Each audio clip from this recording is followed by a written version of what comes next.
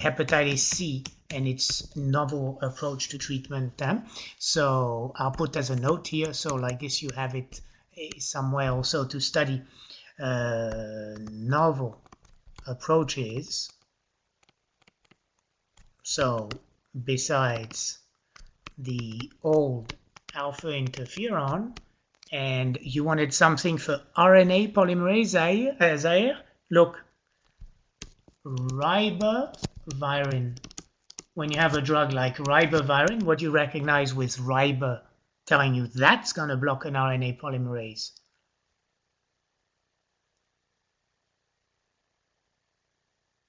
When you see ribavirin, you should think ribose. And ribose, that's not for DNA, that's for RNA. Yeah? Ribavirin, it's actually a drug that blocks inosine monophosphate dehydrogenase. And by blocking inosine monophosphate dehydrogenase, it decreases the synthesis, particularly of which nucleotide? Do you know that for ribavirin? Unfortunately, it's pretty hematotoxic. But it's been a long-standing drug for hepatitis C. Not sure? IMP dehydrogenase is what takes xanthine monophosphate and makes it guanine monophosphate, or guanosine monophosphate, I should say. So it decreases GMP synthesis. So not deoxyribo type of GMP, but GMP for RNA. So it'll prevent, for example, the capping of the RNA, and like this, prevent the expression of viral protein by the eukaryotic cell. So novel approaches, well, they follow HIV approaches. That's why I wanted you to make the link between hepatitis and HIV for various reasons. Hepatitis B because we share some of the drug, and hepatitis C because of the approach. One, the idea of doing combination therapy, because combination is going to have synergy and decrease resistance. And two, having some key viral targets instead of being so non-specific. And essentially, there are three groups of drugs for hepatitis C. 1, 2, 3.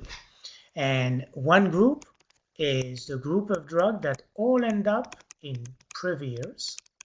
So they end up with Previr. There'll be a group that ends up with Asvir. And then there's another group that ends up with Buvirs. This way. Now, the ones that end up in Previr, they are the NS3-4A inhibitors.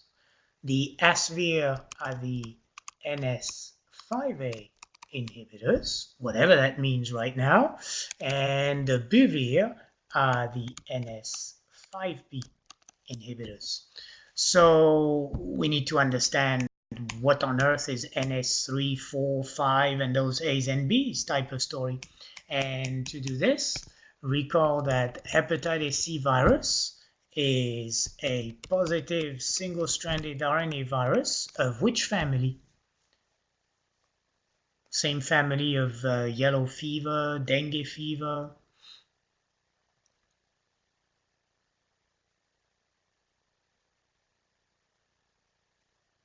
Yeah, it's a flavivirus. So it's part of the Flaviviridae. And if you look at its RNA, 5' single-stranded to 3', you're going to see a sets of genes, and really you can clip them into two groups. The groups that are for structural protein, so structural genes for structural proteins, and then the group that we're going to call for non-structural proteins.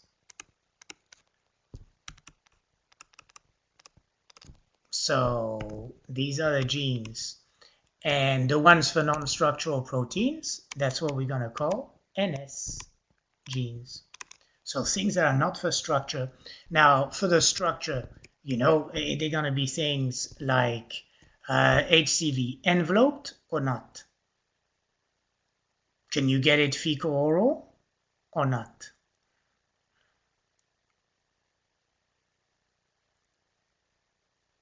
It's definitely enveloped, which is why it cannot survive passing through the stomach. So it's going to have to be bloodborne. Unlike which hepatitis viruses, which are naked, they don't have an envelope. Therefore, they're fecal oral in transmission.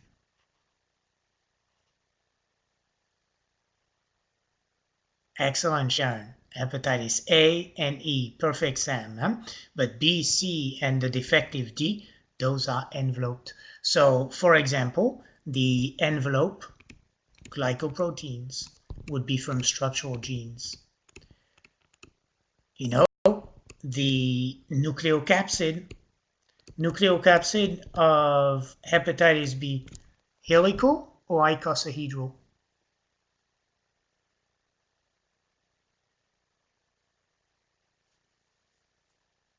It's easy. All positive single-stranded RNA viruses have an icosahedral nucleocapsid except coronaviridae. They have a helical one. And the negative single-stranded one, they're all helical. So that makes it quite easy to remember in a way. So icosahedral in shape. Well, that's not what the drugs are working on. They're working on the NS. And here's what I want you to know as NS genes. Let's see. I would like you to have 1, 2, 3, 4 different NS genes. And in the 4 different NS genes, you definitely need to know about NS3, because NS3, it's a serine protease. And as a serine protease, it actually has a C terminus that also acts as a helicase. So whose C terminus acts as a helicase. So not only you can separate strands if you want them, but it's also a serine protease, just like HIV has an aspartate protease to activate propeptide into the active protein. Now, you definitely will want to hear about NS4A and NS4B, which codes for cofactors of enzymes. And you realize that then we have NS3 4A inhibitors, and they all end up in previrs. So, for example, I gave you one, cimepravir. So blocking the proteases, if you want to put paritaprevir, why not? Just to have to. If you want to put grazoprevir, voxilaprevir, all these previr, they block the serine protease. For NS5A, that's actually an interferon-resisting protein. So that's one of the reasons why using alpha interferon may not work very well. And it's also a transcriptional activator. So if it's a transcriptional activator, it means it helps increase the other gene's expression. Well, that's why we have now NS5A inhibitors. And NS5A's inhibitors, they are, we said, the Pasvir drugs. So, one of the original one, it sounds like someone who would be important. It's called Lady Pasvir. So I just wonder where the husband is, but we have Lady Pasvir, that's for sure. If you want another one, you could put, instead of Asvir, I should put, not with a P, because they have Asvir at the end, Velpatasvir, for example. But you'll recognize those with the Asvir. If you want the A here, where with the Asvir could make you think maybe about NS5A. which now leaves you with NS5B. And NS5B, it's actually what codes for the RNA polymerase. And of course, for the RNA polymerase, well, we have NS5B inhibitors. And then very similar to HIV, we have nucleoside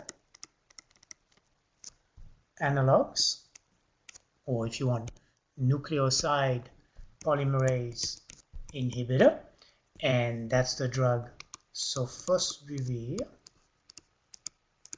And you might have guessed already, just like we have in HIV drugs like nevirapine, there are also non-nucleoside polymerase inhibitor.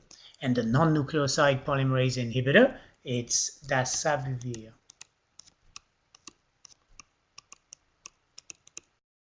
There we go. Now, like this, you have all the important one. Now, there's many different drug combination where all these different chemicals are put together, and depending on the strains of HBV, so of HCV, sorry, HBV. So, example of combinations, if you want, example of combination for all HCV, you know, genotypes 1 through 6, to have sofosbuvir, so the polymerase inhibitor, together with velpatasvir, which is the actual interferon resisting protein inhibitor and transcriptional activator inhibitor. So that would be a great one. Now there's many that are for specific serotypes, but genotypes of HCV, but that would be a good one. I add a third drug, I'll say plus or minus, and plus or minus voxilaprevir, so that you have either 2 or 3 drugs given together, and that would be HCV genotypes 1 through 6. So all the known major genotypes of HCV. Are you okay with a quick scan of the key drugs for HCV? We don't have those fancy drugs for HBV, but for HCV, there's really a revolution out there of new drugs to go beyond the famous ribavirin, the IMP dehydrogenase inhibitor, and the classic interferon with all its anti-cancer-like type of toxicities. So Previr, Asvir, and Buvir. Will it help you, that little section?